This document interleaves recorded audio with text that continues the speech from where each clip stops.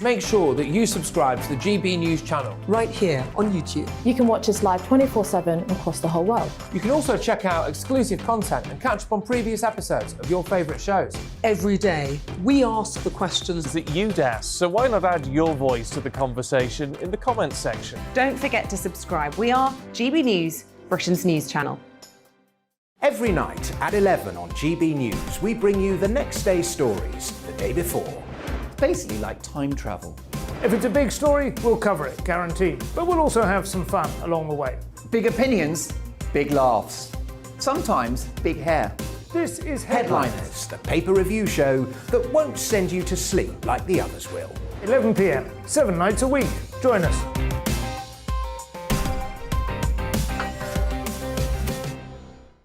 Hello there, I'm Eamon Holmes. And I'm Isabel Webster. And we hope you can join us for Breakfast with Eamon. And Isabel. You make me laugh out loud, belly laugh. Is that important first thing in the morning? Yeah, absolutely. And there's me trying to be deadly serious.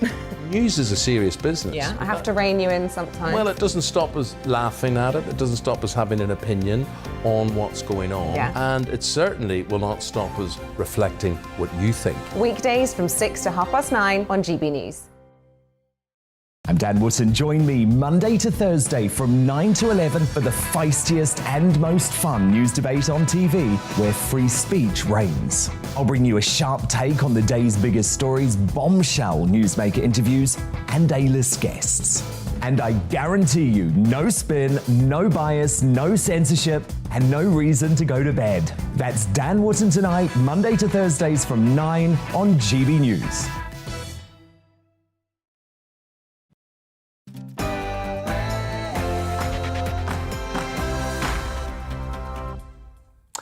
Hello, my name's Simon Evans. Welcome to Headliners, the show where we look at tomorrow's papers tonight. And in just a moment, I'll be introducing you to our guests and the front pages. But first, here's Polly Middlehurst with the news.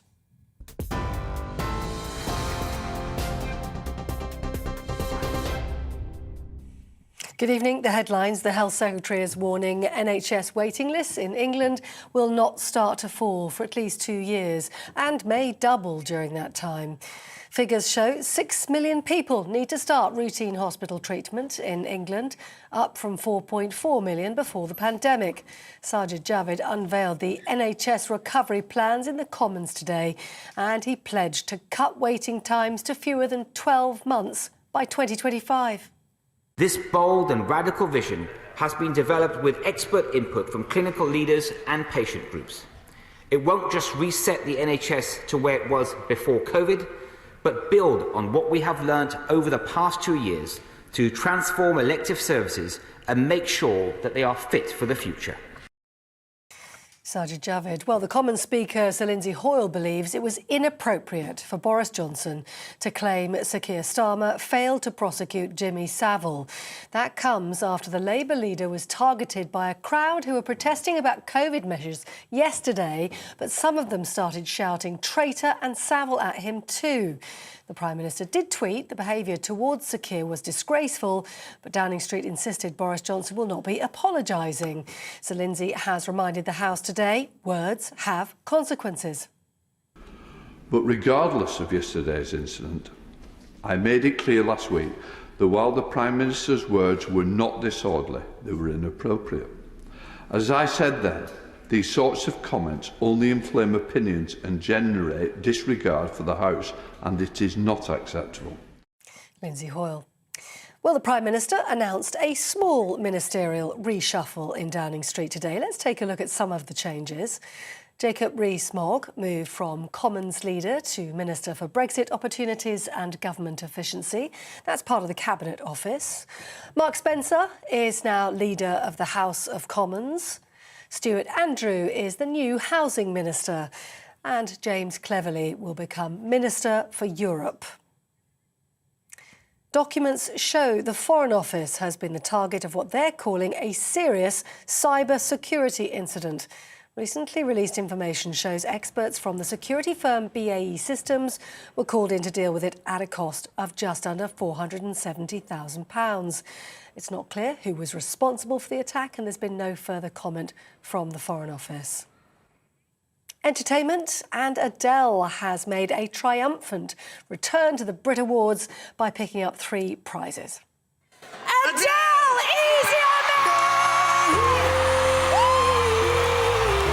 Congratulations to Adele won Song of the Year, Album of the Year and Artist of the Year, a category that has gone gender neutral for the first time, although she expressed her displeasure at that. Other winners included Sam Fender, who won Best Rock Alternative Artist, and Songwriter of the Year went to Ed Sheeran.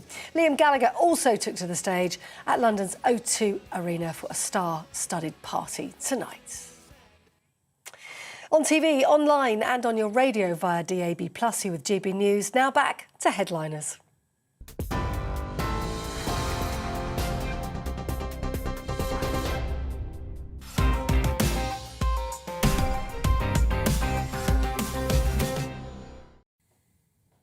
Thank you, Polly. Welcome to Headliners. I'm Simon Evans, and so to tonight's guest. We have joining us the man, the myth, the legend that is Andrew Doyle.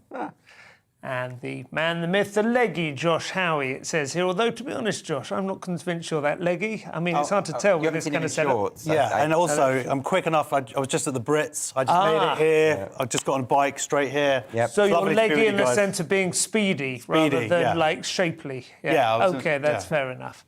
My dad's favourite joke, dad jokes, my dad's favourite dad joke was he would always refer to Michael Foot, the Labour leader of the early 80s, as a leg end in his own lifetime.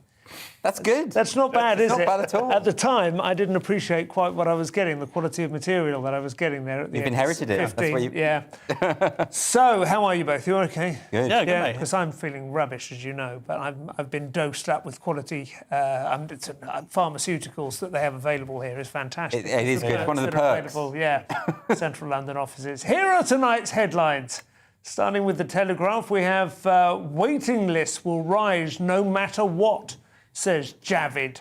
And there is a picture of what looks like Camilla Parker Bowles, as she used to be. I still think of her with that surname. I suppose she's got her own surname. Was she a Camilla Windsor now? Anyway, whatever. She seems to be trying to wave away the overwhelming numbers that are coming the way of the NHS, but that's not going to work. That's the Duchess of Cornwall. That's what she's probably known now. Her first public appearance since the announcement that she will one day be known as Queen Camilla. Well, God willing. And The Guardian has Tory MPs accused of trying to drag climate fight into new culture war. Oh, interesting. Judi Dench, who is up for a second Oscar win at 87 years of age. That's pretty impressive by any standards. Wednesday's Independent goes with Adele taking stage at the Revamped Brits, and Watchdog admits £2.5 billion energy crisis error. The Daily Mail leads with a question. Is that all we get for £12 billion? There's a tradition in Fleet Street that those are known as questions to which the answer is no, but I think on this occasion it might not be. That's more on the rising energy costs. The Mirror has, we've got more cash than we know what to do with. Ha ha ha. That is, of course, an oil giant saying that, and not the British people or the NHS or anything nice like that. Oil giant, that's an unpleasant image, isn't it? BP in that particular case. The Times has Tories push Prime Minister to act faster on waiting lists, and another image of Adele, fresh from the Brit Awards. The Eye goes with cost of living crisis, extra million UK children set to go hungry. And finally, Wednesday's Metro goes with WAG war gets ugly. That's more on the footballers' wives feud that has been keeping us entertained these last 4 or 5 years.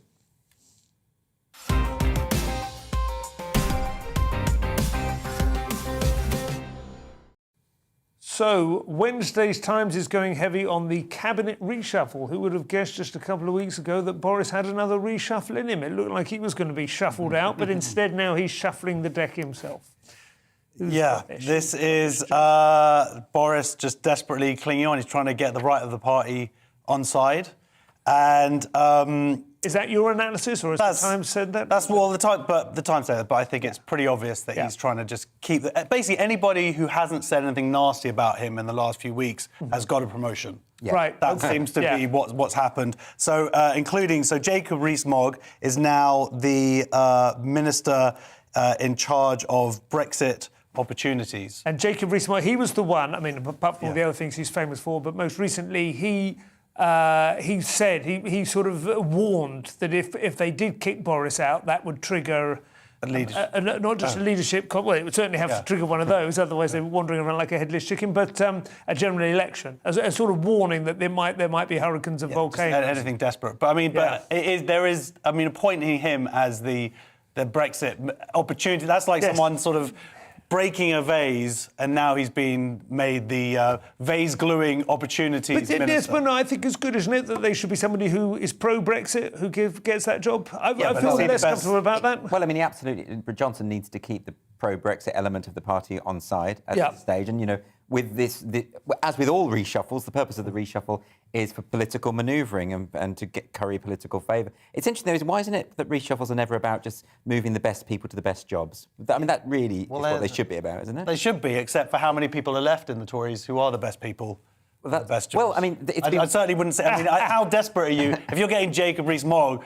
If you're giving him a promotion, that's how desperate you are. Not a fan of Jacob Rees-Mogg. The best people for the best job, you think they should go to the Labour Party? And the best people for the best job who went to Eton. That would be quite a reshuffle to shuffle them all the way to the other side of the House. Yeah. But it's interesting that Bernard Jenkin, who's the Conservative chair of the Commons Liaison Committee, has said explicitly why we need this reset. He says we're looking for a change in the capability and character of the government. And the reason, of course, is Partygate. The reason, of course, is that there is a sense that there is a loss of confidence more generally, and that if you can shake it up, move things around, maybe the public will come on side and forget that, you know, just a week or two ago, everyone was saying Boris's time is over, it's all over. But now he can distract it. With a reshuffle, it's almost a bit like he's rearranged the bedroom furniture and you're not no longer has to move. And it's covering the wallpaper. So you're looking I like that he's installed. There's a wallpaper. chap called Mark Spencer, who I think is the new leader of the House. I don't know how, perhaps I should have been aware of him before, but that's a really solidly Middle England name, isn't it? Mark.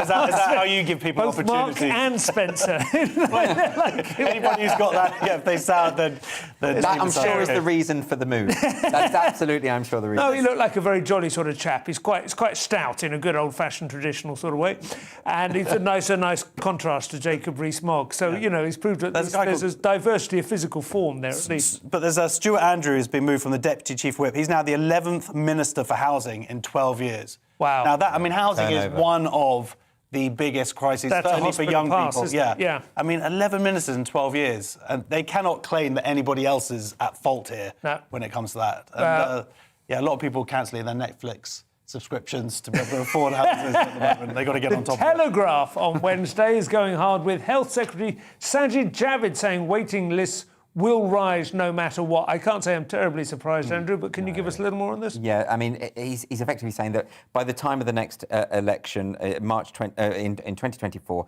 then they will have brought the situation back into some kind of manageable situation. So at the moment, it's saying that as of November, there were 6 million people who were waiting for planned care, 300,000 of which had been waiting for more than a year, and 20,000 waiting at least 2 years. So if you're waiting a matter of years for a significant operation, that is a terrible situation. Then it might situation. go away. They'll die. That's the hope, isn't it? Either they die or the problem just this solves is my approach to all sorts of problems, and sometimes it works. I mean, look, if you've got millions of people on waiting lists of this kind, and of course it's been exacerbated because of the pandemic, the staff shortages, most obviously. The NHS is underfunded, and they're trying actually to cut down on the waiting list. They announced it last year, but they're implementing it now. Is moving people around, so you can go elsewhere in the country to get seen earlier, and the NHS will foot the bill of the travel and the hotel. When you say the NHS is underfunded, you're stating that as an objective fact. No, I'm stating that as an opinion. An opinion. Yeah, no, okay, but you'd like to see a bit more of it. I would like, but I think it's absolutely. I think it's one of the glorious things about this country is that if you injure yourself, it doesn't matter who you are, it doesn't matter how rich or poor you are, you can wander in and you can be healed, right? As they always say, the NHS both simultaneously the envy of the world and on its knees. Well, I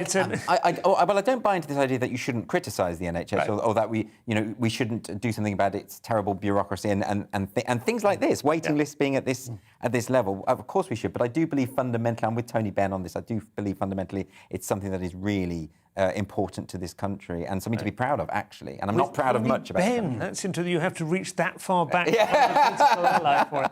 What do you think, Josh? Yeah, I mean, well, it's as Andrew says, but they've got a problem because when it does come to the next election, which isn't that far away really, we're sort of 2 years away, the waiting list as they are, they really have to get on top of it because it's going to be sort of like when Thatcher got kicked out and then you know, it just took time to course correct. It does, that is true. Boris refusing to apologise for smearing Keir Starmer with the allegation that he personally was responsible, perhaps even like chuckling to himself, for Jimmy Savile avoiding prosecution. It's still up for debate, I think, who that has caused the most damage to. But what do you think, Andrew? Well, so this is from the Financial Times, and it's obviously to do with that footage that we've all seen now of people gathered around Starmer and shouting things relating to the Jimmy Savile Smith. They weren't It wasn't a posse that was formed for that purpose, is it? It was. Well, actually, that's a key point. The posse, if we're calling them that, which makes them sound like they should be on horses. The lynch mob. They were there to protest Johnson's government. They were, and you know, anti-vax is misused as a phrase, but these were anti-vaccination. They were anti-vaccination program. Right. They were there to protest Johnson's government, and they went after Starmer, I suppose, because he emerged. Well, once you get as far as Westminster, you start to become opportunist, don't you? But there's something about this. I mean, I've watched the footage, and there is a few things about it that bother me. One of them is that. You know, in politics, if you are a major political figure, some people are going to get angry at you and heckle you and shout at you. Yeah. There was no attempt at violence. Nothing was thrown. No. It's uncomfortable and unpleasant and unnecessary, in my view. Yeah. But politicians are sort of developing this idea that they need to be completely shielded from the anger of the public. Well, that can never be the case. They've picked up on the idea that safety and safeguarding issues are incredibly powerful emotional triggers. And David Lammy was there as well, wasn't he, in the same clip? And he was saying these people will try and stop me, but they will never stop me from doing my... Nobody's trying to stop you from doing your job. You're just being barracked. No, but I mean, 2 MPs have been murdered. I mean, but not in that situation. Not. But I mean, the point is that if I was an MP, I think it's fair enough to feel slightly concerned if you've got a group of people screaming paedophile at you. Yeah, but the worry there is, I mean, those, of course, that's absolutely horrendous, and there is reason to be vigilant when you have, I mean, for instance, with the case of David Amess and Islamist extremists murdering him. But it's the conflation of minor things with those major things that I actually don't think is very helpful, because what it means is, for instance, with the David Amess thing, it suddenly started this thing of them trying to clamp down on the internet, on social media. It had nothing to do with social media. Yeah. So I worry about the way in which this stuff is conflated. Let's keep those things apart. Well, exactly. I mean, it's interesting you mentioned that. I don't know whether the story's coming up later, but we have, Jimmy Carr being threatened by Nadine Dorries with the same... And you immediately get this sort of... any opportunity to pounce on an outbreak of incivility to ratchet up the legal... Well, also, there's this idea that politicians are responsible for what other people do. I mean, Chris Bryant said that what the mob here were doing were ventriloquising Johnson, implying that they're not speaking for themselves. They mechanically act on cue when they hear Johnson say something. Well, they were there to protest against Johnson. This doesn't add up. People have their own agency, and you know, if people behave badly, they're responsible, not because they've heard something in Parliament. But Josh, you think Johnson... Well, I mean, one of the things that's been repeated in the papers is how this is like a far-right conspiracy, but where I've seen it repeated most about Starmer is from the far left. They're the ones who have been constantly going with this narrative over the Savile thing. The Savile thing, because they'd like to see a more Corbyn-type administration. Yeah, exactly. So they hate him more than Johnson in a way. It's a much more politically savvy trick he's pulled than I want to see credited him with, then, perhaps. But I'm looking forward to Prime Minister's questions tomorrow. I just want to see what Johnson accuses Starmer of, sinking the Titanic.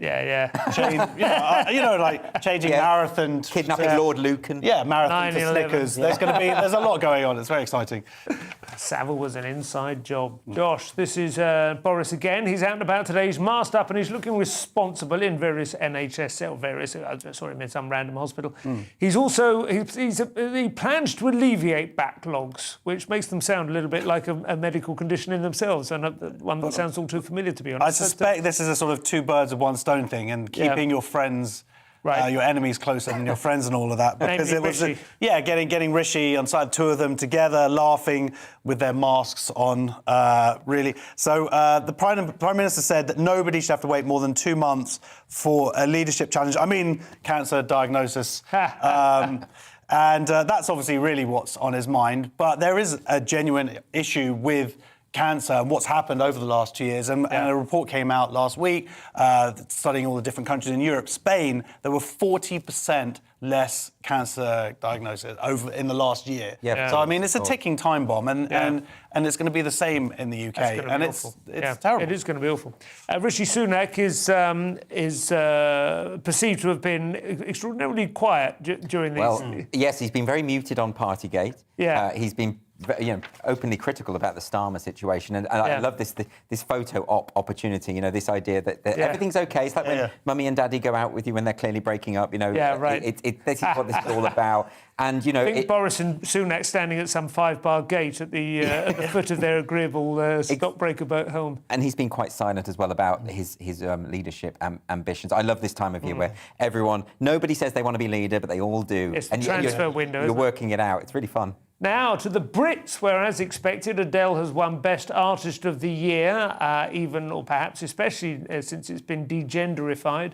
What was new about it this year, Andrew? Well, they're calling it the Revamped Brits, and I know this is something that they did announce last year that they were going to change it. So you're not going to have a Best Male Artist and Best Female Artist. You just get Best Artist.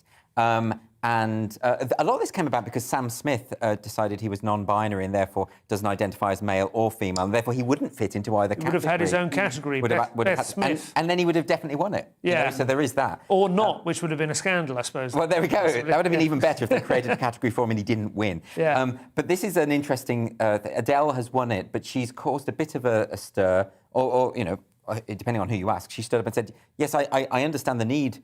She supports the idea of a gender-neutral category, but she feels proud to be the best woman. And she made a point of saying it, and that's really interesting. But, although, to be honest, I've always thought to myself, why do they divide a music award into male and female? Yes, it's not as if women don't have the upper body strength to compete with men on a level playing field, is it? Exactly. I don't know. I mean, awards are usually about trying to celebrate the widest selection of people as possible. Right. So is that the point? I guess so. So in a way, it's a chance to give out more awards, to highlight more artists, I guess. What's the most you've had? I've done 32 in one night. I don't know how many the Brits do at corporates. 32 different awards. Oh, really? Even within corporate lighting or something like that, or roofing tiles. Well, I don't watch the Brits. I haven't watched the Brits since that Sam Fox one. Oh, really? That was fantastic. What, out in protest? Or just they couldn't top that? I was a kid and it was fantastic because it was absolutely disastrous, if you remember. Yeah. With the guy from Great Fleetwood presenter. Mac. It was really great. The guy from Fleetwood Mac is called Mick Fleetwood. You should have been able to remember that. This to the fanatics. There's the milder suggestion that all is not well following the nation's favourite sponsored Zimmerthon. Wow. Captain Sir Tom Moore. His legacy is troubling. This is amazing. So they raised, apart from the money that he raised, they also then later raised £1 million. And of that, they've spent 400,000 just kind of faffing about. So this is on top of... This is on he top raised of about 30 million, didn't he? Yeah, so he raised all of that money, which was great, and that went directly to charities. But they raised $1 million for this charity in his name, the Captain Tom Foundation. And so 240,000 of that 400,000 has just gone on fundraising and admin costs. And I know, essentially. Yeah, to that. Yeah. Well, and then 162,000 has been spent on management.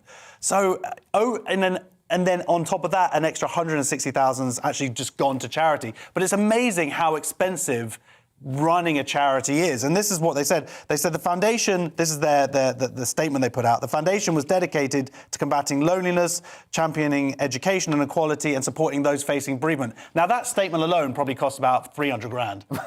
Just one of my favourite quotes, Eric Hoffer, who's a sort of social scientist, self-taught social scientist in the 60s and 70s, he said, every great movement starts as a cause, degenerates into a business and ends up as a racket.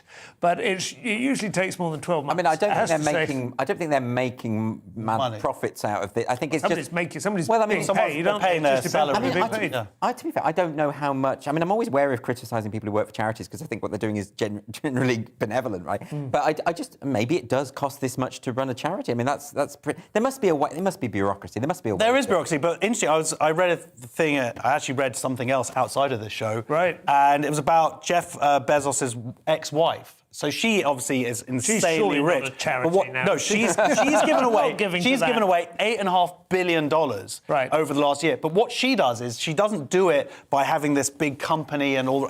She literally goes and gives it directly. She just to people. walks down the road looking for people sitting in Woolworths. But there are people like constantly hassling her now and say, but she does actually go out, and that is a better way of spending this money. Sure. Because it goes directly to the source. There are organisations now, aren't there, where you can they will tell you how your money can be best spent. It's a sort of rational giving organisations. I can't remember names, like altruism, rational altruism, and it's absolutely targeted. I mean, you're allowed to sort of put in a few things. I want to benefit more cats than dogs or whatever, you know. But I kind of feel all charities should just give their money to them. I don't know. I mean, but it is quite extraordinary how much of this admin costs. It must surely be better if it was more centralised. It is difficult to know. I mean, my uncle set up a charity where he goes out he raises money in the town, goes out to India and literally gives it to poor people on the street. And that works better than, because so many of these other charities, it does get sunk into all sorts of costs, which are probably necessary. Plus he gets a nice holiday in India and a lovely warm food he sleeps in the sort of rough areas of town, doesn't stay in the posh places. He's a much better person than me, I'd say. Well, we have reached the end of part one with Andrew's messianic uncle. Was it? Yeah. And we're going to take a short break. These are our sponsors. Please buy their goods and services and come back and join us again in a couple of minutes. Thank you.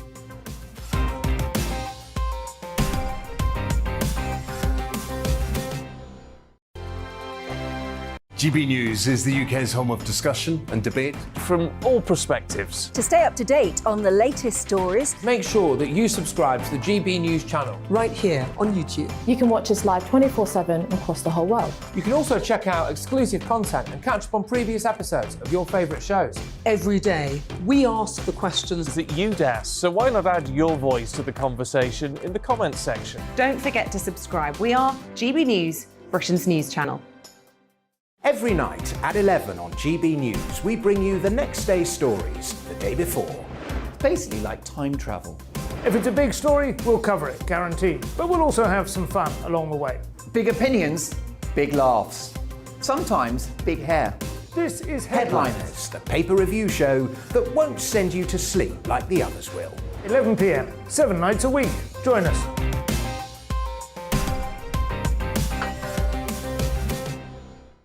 Hello there, I'm Eamon Holmes. And I'm Isabel Webster. And we hope you can join us for Breakfast with Eamon and Isabel. You make me laugh out loud, belly laugh. Is that important first thing in the morning? Yeah, absolutely. And there's me trying to be deadly serious. News is a serious business. Yeah, I have to rein you in sometimes. Well, it doesn't stop us laughing at it. It doesn't stop us having an opinion on what's going on. Yeah. And it certainly will not stop us reflecting what you think. Weekdays from 6 to 9:30 on GB News. I'm Dan Wootton. Join me Monday to Thursday from 9 to 11 for the feistiest and most fun news debate on TV, where free speech reigns. I'll bring you a sharp take on the day's biggest stories, bombshell newsmaker interviews, and A-list guests. And I guarantee you, no spin, no bias, no censorship, and no reason to go to bed. That's Dan Wootton Tonight, Monday to Thursdays from 9 on GB News.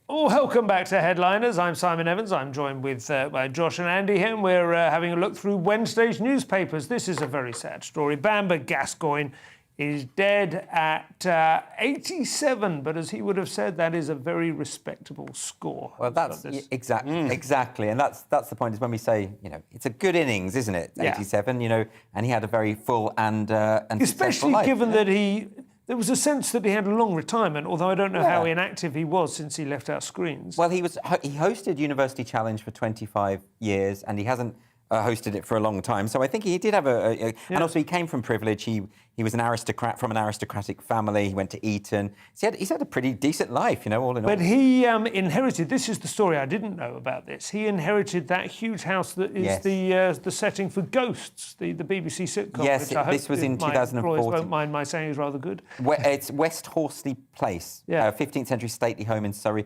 once owned by Henry VIII. And they put opera. I've been to it. I didn't know it was his. I've seen opera there. It's a bit like what's the word down in Sussex?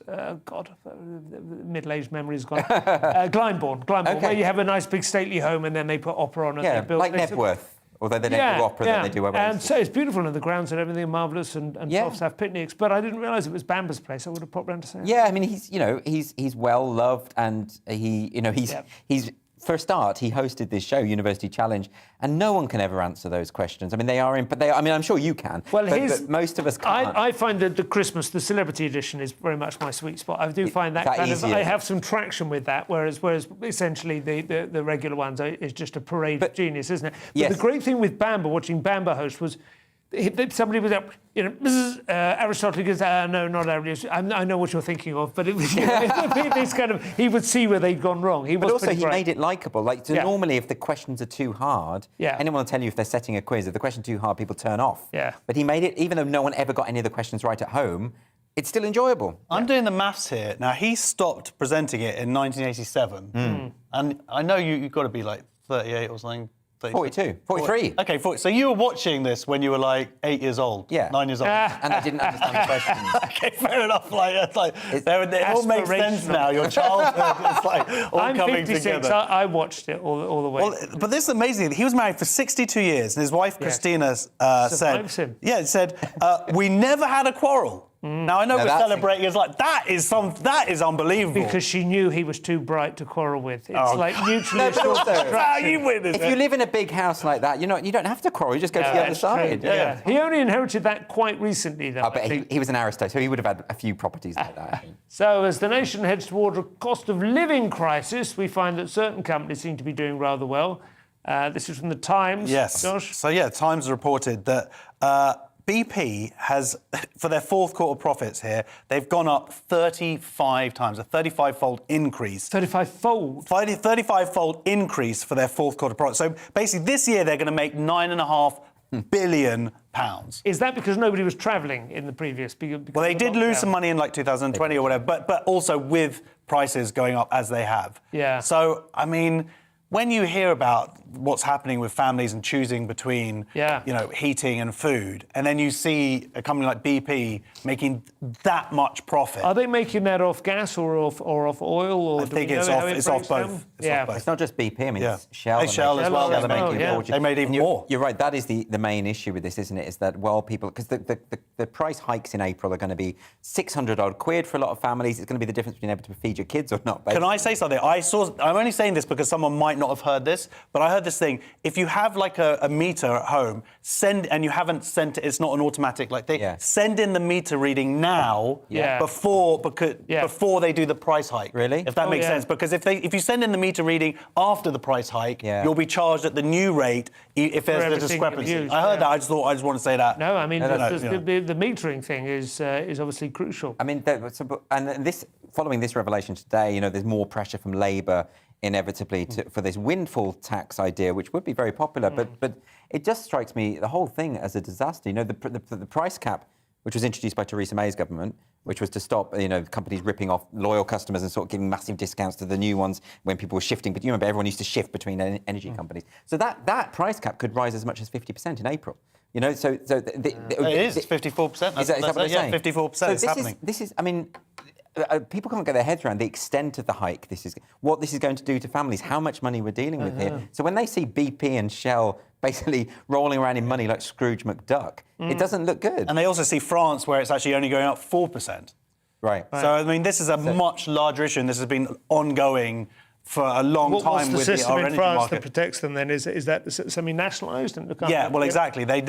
So they can hold that back. They've got better storage. Remember, the Conservative government got rid of a lot of our storage a couple of years ago. Yeah. So that again helps to keep the prices lower and stuff.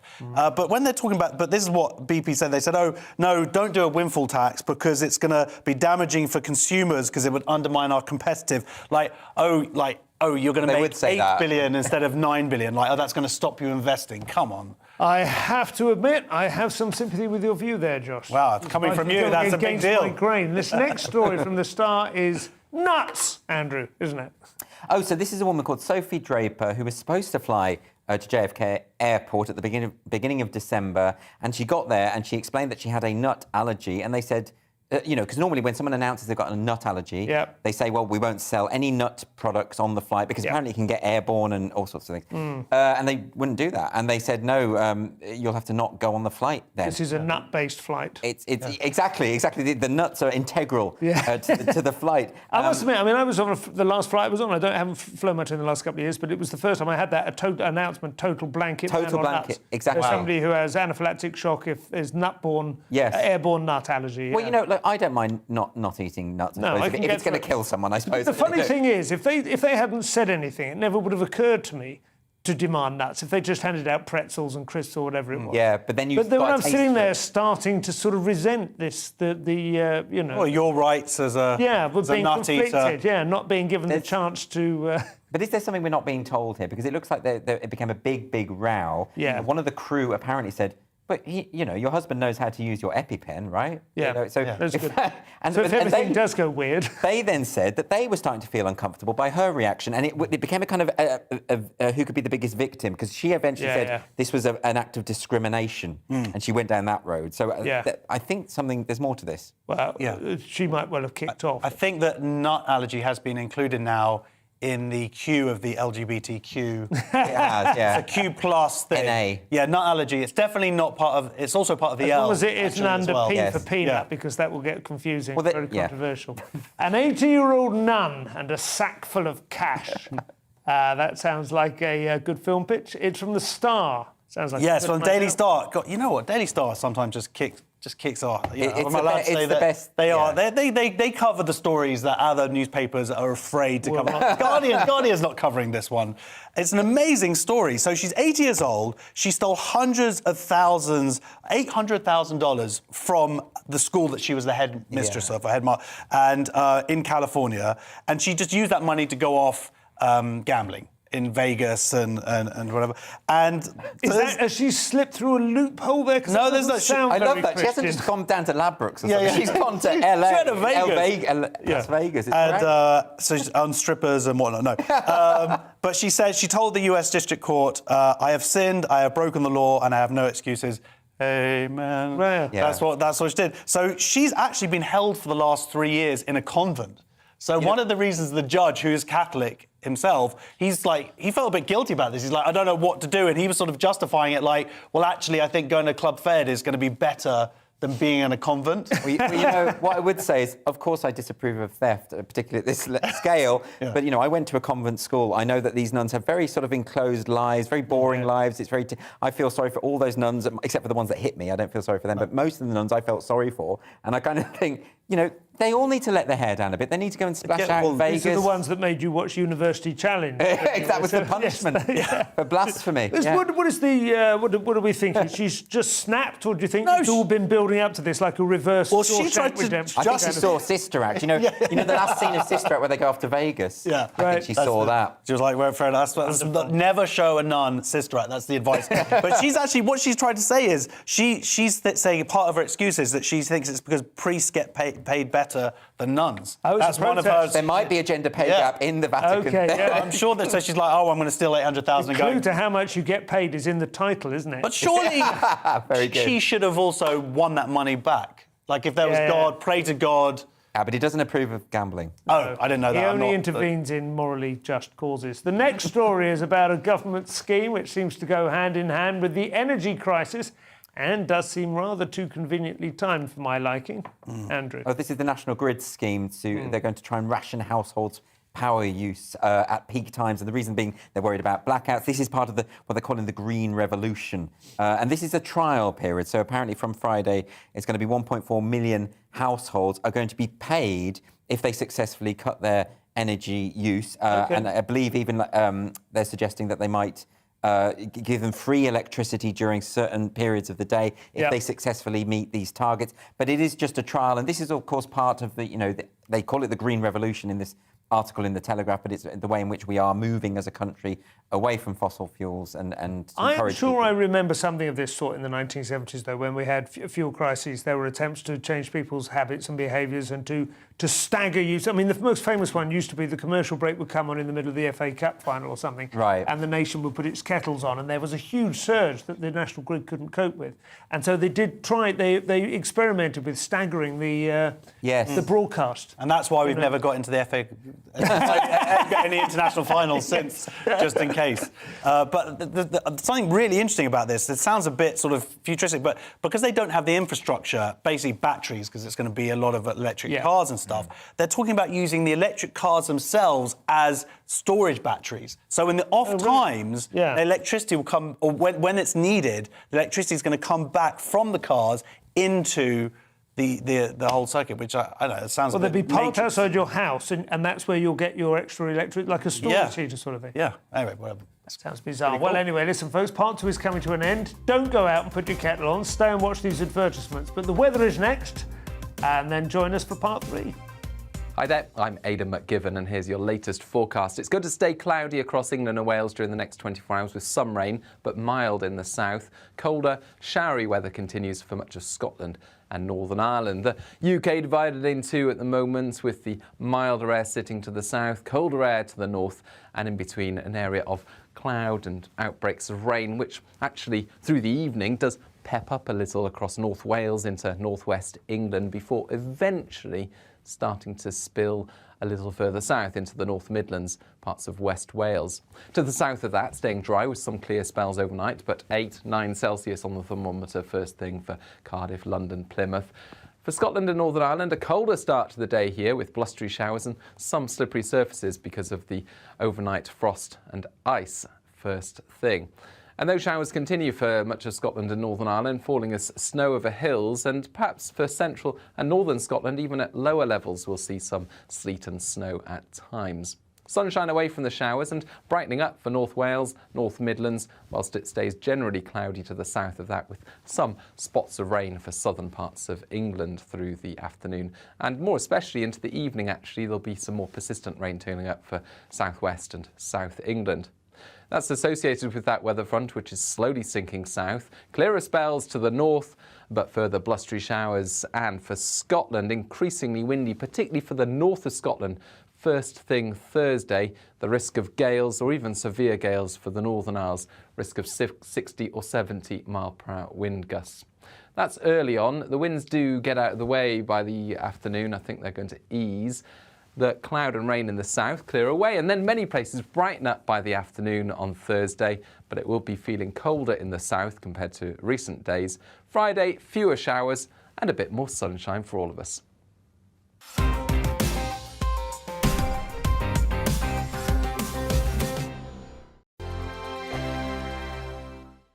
GB News is the UK's home of discussion and debate from all perspectives. To stay up to date on the latest stories, make sure that you subscribe to the GB News channel. Right here on YouTube. You can watch us live 24/7 across the whole world. You can also check out exclusive content and catch up on previous episodes of your favourite shows. Every day, we ask the questions that you'd ask, so why not add your voice to the conversation in the comments section? Don't forget to subscribe. We are GB News, Britain's news channel.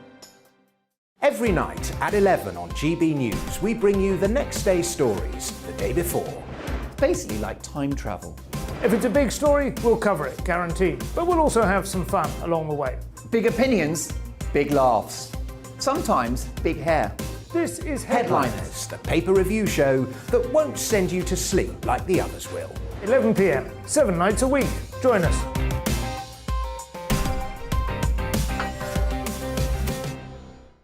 Hello there, I'm Eamon Holmes. And I'm Isabel Webster.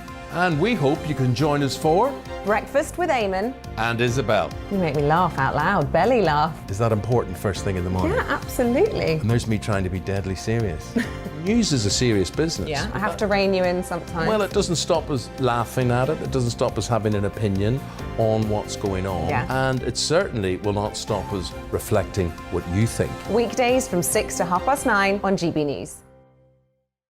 I'm Dan Wootton. Join me Monday to Thursday from 9 to 11 for the feistiest and most fun news debate on TV, where free speech reigns. I'll bring you a sharp take on the day's biggest stories, bombshell newsmaker interviews, and A-list guests. And I guarantee you, no spin, no bias, no censorship, and no reason to go to bed. That's Dan Wootton Tonight, Monday to Thursdays from 9 on GB News.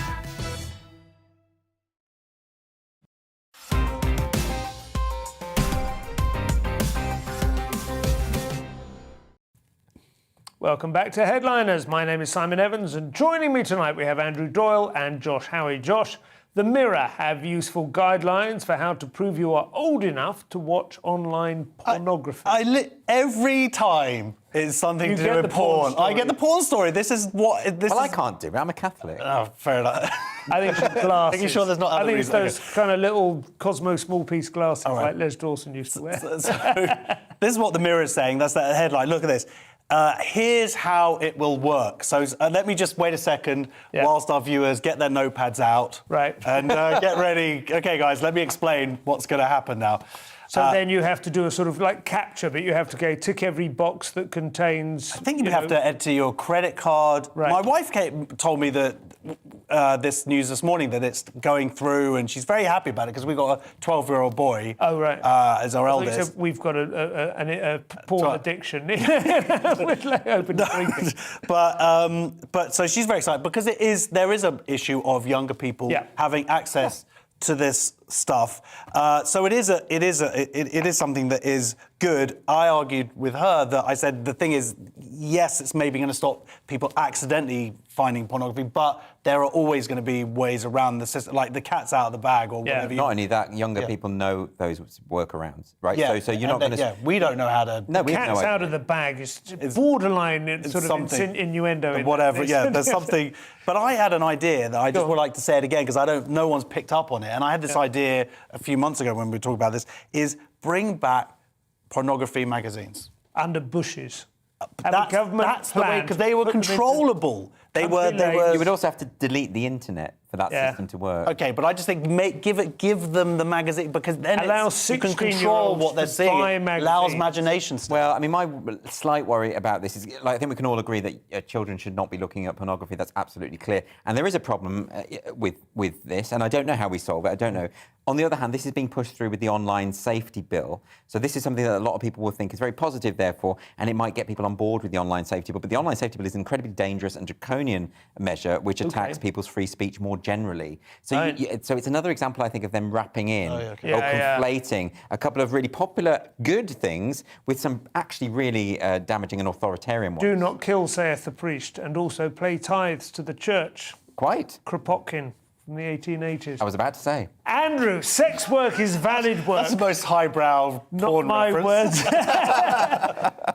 Sex work is valid work. And this is modern-day Boswell for hire, Louis Theroux. Well, I mean, he's made programmes about pornographers and about prostitutes, and, he goes out there and he meets these people. Louis Theroux has come to the conclusion that sex work is valid work.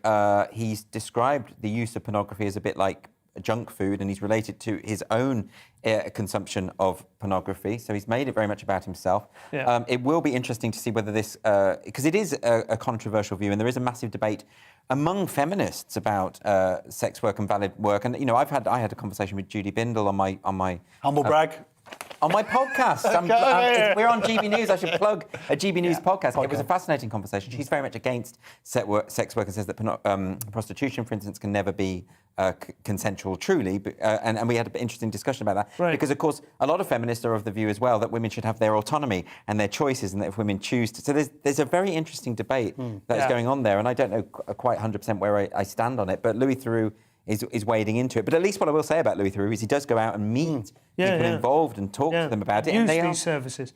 Look, valid work it's an interesting distinction. I'm not sure most people have an issue with whether it's valid work so much as to whether it has a corrupting influence in society or whatever. It's not as if nobody's saying you enjoy that. I mean, you might as well say football is valid work. You get paid a huge amount of money. But there's a lot of coercion and exploitation within the industry. Right, so that's the issue he's addressing, is it? I assume so. Yeah, but also I think sex work is such a broad term. Because it can mean someone selling their underwear, which is like increased massively, to what the more traditional horrible ideas of curb crawling. There were e-girls on OnlyFans accounts who used to sell their bath, you know, e-girls, like they have, like they pick up fans. No, online. Simon, They I don't. meet anyone. Yes, you do. You know e-girls.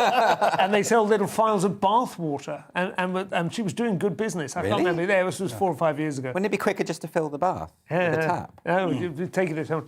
I do like. I'm a big fan of Louis Theroux.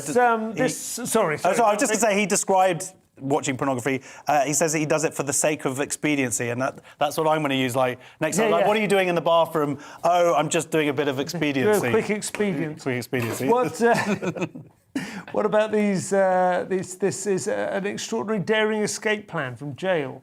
Yeah, again, Daily Star going where no other newspaper dares to tread. Someone in a Spanish jail, 29 years old, Gonzalo Montoya Jimenez, which is the most Spanish-sounding name. Jimenez, Barcelona. And, 3 people declared him dead. 3 medical experts declared him dead. Yeah. Obviously not that expert. And then he woke up in the body bag just before the autopsy. And he was asleep. He was snoring. So it wasn't an escape plan. He wasn't trying to escape. They just didn't realise he wasn't dead. But, you know, there are some graves, some of those old graveyards in Edinburgh I've been around, where they do still have the little bell. You know, they used to have a bell coming from the coffin. Really? Because people were terrified of being... It did happen. You'd get buried. But once you're 6 feet under, it must be hard to hear the bell, isn't it? Or you get the little string inside the coffin so that people outside can hear. And that goes all the way up and to then, the top. And then they know I definitely want one of those. And after a couple of weeks, they go, right, this one's dead. But apparently it happens where some people, you know, they are, to all intents and purposes, dead, and they can even see... But they can't communicate when people are zipping up the body bag. So sort of locked-in syndrome. Somebody, Mark Billingham, ex-comedian who wrote who's now like one of the nation's top crime writers. I think that was his first book was about that. God, it's such a horrible thing. But I like the fact that he's Spanish though, like a really deep siesta. I mean, they are known for it, aren't they? It does terrify. The idea of being buried alive. I think just get cremated, everyone, because incineration is quick. But also, by the way, this happened in 2018. Oh, it's I don't know what it's doing in the news. The Daily Star take a while to get around to it. They want to accreditate it. They want to absolutely make sure. Someone at the Daily Star's been desperate now for 4 years to get this story in, and this was the day. Congratulations, journalists of the Daily Star. You did it. The Oscars, according to the Daily Mail, people still care about it, and apparently we do too, Josh. So what's coming up on that? Yeah, so Power of Dog, Jane Campion. Directed. With Benedict Cumberbatch. Benedict Cumberbatch, yes. Very, very good actor and a nice person who I met. That's my humble brag. I'm going to get him on a podcast. That's not a humble brag, it's just a brag. Just a brag. All right, really got a hand on this, have you? And Dune, which is actually probably my favourite of the year. I'm a massive Dune fan. Dune and I thought that was a good adaptation. Is it as good as the David Lynch? It's a biopic about June Whitfield. Come on, mate. Did you see that? I think the David Lynch June Whitfield. I think the David Lynch version is better than people say. But there we go. Oh, I watched it the next day. I'd never seen it. We went to see Dune, my daughter and I, at the new an one. IMAX, the new one. Yeah. It was on a couple of days away. We were looking at universities, and that was as good a thing to see as anything in the vicinity. Anyway, I'd never seen the David Lynch one, so I watched it the next day on the train. I mean, maybe I shouldn't have watched the two quite so I closely. didn't. I did the same thing. I was a child when I saw the David Lynch. Oh, no, the David Lynch, when I'm watching it as a kid, so after you were watching University Challenge as well, I imagine that was a big... It was a big night for me. Yeah. There was a lot, there's very haunting imagery that definitely stuck with me. I remember, absolutely. But this film, having read all the books multiple times... It's more sort of ambient, though, isn't it? I don't mind ambient films, but I think you have to recognise them for what they are. It's very... I under lockdown finally got round to reading War and Peace, which I'd always been like one of those huge. And that's how we go from the Oscars to War and Peace. Yeah, but the point about having read War and Peace, I could then enjoy I watched some of these TV adaptations and kind of really immerse myself in it. There's one that's just 6 hours long that Andrew Davis scripted, and it was a big BBC thing a couple of years ago. I loved it, having read the book, because I was going, oh, here's that scene, because I know what would happen. If I had been relying on that to understand what was going on, I mean, I would have been completely lost. And I think Dune might be a bit like that. If you're familiar with what's going on, it definitely adds to it. Yeah. It's better prep yourself to. But yeah, anyway, I mean, that's a nice genre in itself. We've had 2 Premier League's best players going to head-to-head in the Africa Cup of Nations recently, and now it's the WAG's turn. Yes. So I don't know if you must remember the story. Basically, someone was leaking Colleen Rooney's private information, and she did a kind of sting, and was supposedly revealed that it could have been or is She Rebecca put in some fake Vardy. information into a locked account that only Rebecca It was Vardy kind of had genius what she access did. to. She has since been hired by MI5 it's brilliant. to bring it. So I think the way to explain the situation, I now use Ukraine is Rebecca Vardy and Colleen is Russia with its disinformation campaigns and whatever. And they've basically gone to court and war has been declared. And some very strong language has emerged. Yes, I some believe. some a lot of text asterisks. messages were found out in court, and this is with Rebecca Vardy's agent, but supposedly she dropped her phone overboard, which is why they've not been able to find some of the text, which is the classic Meghan Markle defence. It sounds to me like a high school spat, and I don't, I'll be honest, I don't know who these people are. I know nothing about them, but it's just reading it's like reading about two teenagers squabbling. And the photographs of them are just so sort of unedifying somehow, with them sort of marching down the road looking surly, with checking their phones. If you can't prove you're 18, that might be the best spot, Simon.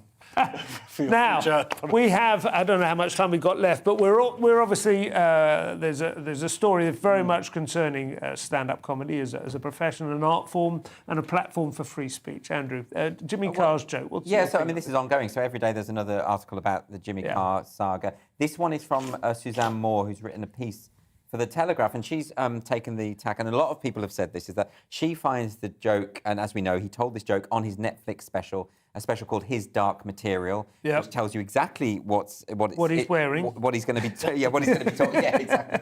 But the show is advertised as a dark show, dark humour, and he tells a joke about the Holocaust and the gypsies who were killed in the Holocaust.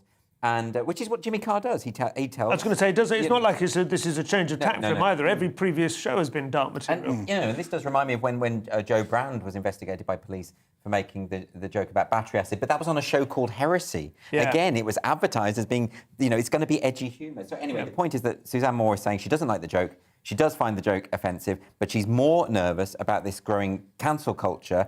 But I think what is particularly new about this, which worries me, is that we've always had people complain about comedians and the things they say, and saying there's a line and it's been crossed. This is endless. It goes back centuries.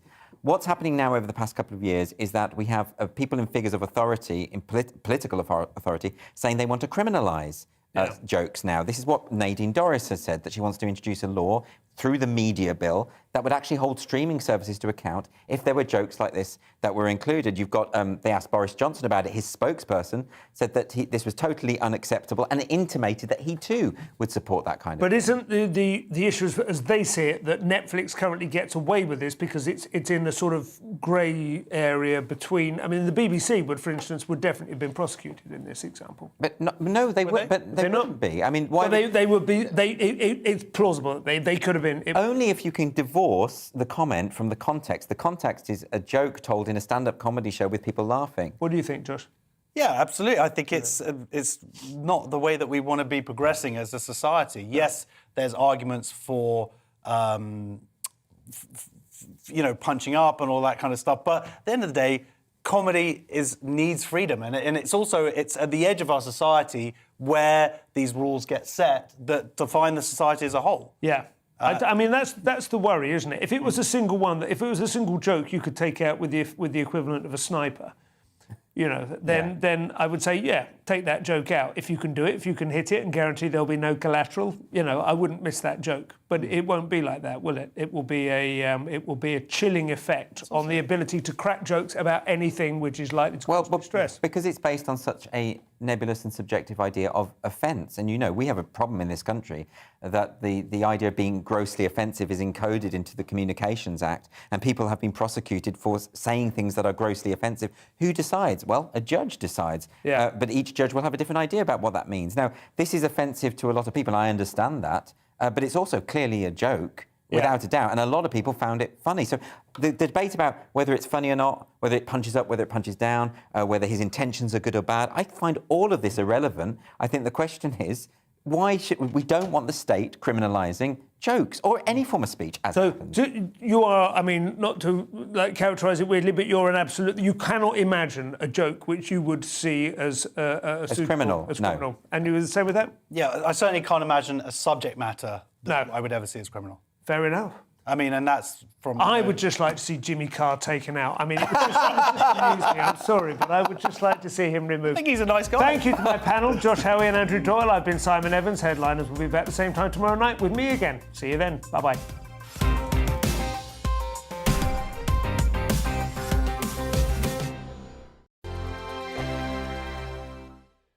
Hello there, I'm Eamon Holmes. And I'm Isabel Webster. And we hope you can join us for Breakfast with Eamon. And Isabel. You make me laugh out loud, belly laugh. Is that important first thing in the morning? Yeah, absolutely. And there's me trying to be deadly serious. News is a serious business. Yeah, I have to rein you in sometimes. Well, it doesn't stop us laughing at it. It doesn't stop us having an opinion on what's going on. Yeah. And it certainly will not stop us reflecting what you think. Weekdays from 6 to 9:30 on GB News. My name's Tom Harwood, and every weekday we bring you The Briefing live from 9:30 a.m. The stories, analysis and live debate that you need to hear. Quite right, Tom, of course. Was this something that had been considered at all? Difficult to answer. Gas-guzzling helicopters circling. Noise is being made here. Joe Biden walking out. Thank you very much for joining us. Don't miss it. The Briefing with me, Tom Harwood, Monday to Friday, 9:30 a.m. on GB News. GB News is the UK's home of discussion and debate from all perspectives. To stay up to date on the latest stories, make sure that you subscribe to the GB News channel. Right here on YouTube. You can watch us live 24/7 across the whole world. You can also check out exclusive content and catch up on previous episodes of your favourite shows. Every day, we ask the questions that you'd ask, so why not add your voice to the conversation in the comments section? Don't forget to subscribe. We are GB News, Britain's news channel. Every night at 11 on GB News, we bring you the next day's stories the day before. It's basically like time travel. If it's a big story, we'll cover it, guaranteed. But we'll also have some fun along the way. Big opinions, big laughs. Sometimes big hair. This is Headliners, the paper review show that won't send you to sleep like the others will. 11 p.m, 7 nights a week. Join us.